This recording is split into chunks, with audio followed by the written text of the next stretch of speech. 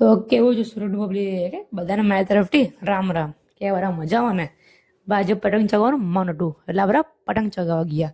એટલે પેલા પર ફિરકી લીધી આપણે પતંગ ઉડ્યા અને પતંગ લઈને અગાસી પર ગયા.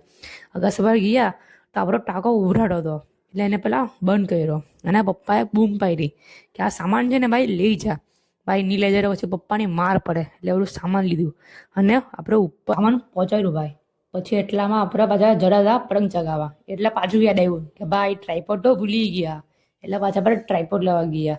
એટલે આ જો પાછી મારી બેન પછી આપણે ઘર માટે ટ્રાયપોડ લીધું અને પછી આપણે ટ્રાયપોડ લઈને અગાસી પર ગયા. ટેરેસ પર ગઈને તો વિડીયો શૂટ કર્યો.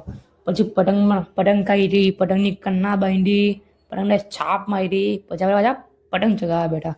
પતંગ ચગાવ્યા એટલે એક જ ટાઈમમાં આપણો પતંગ ઉઠી ગયો. પછી પતંગ ચગાવી, પછી એક બે પેચ કાપી.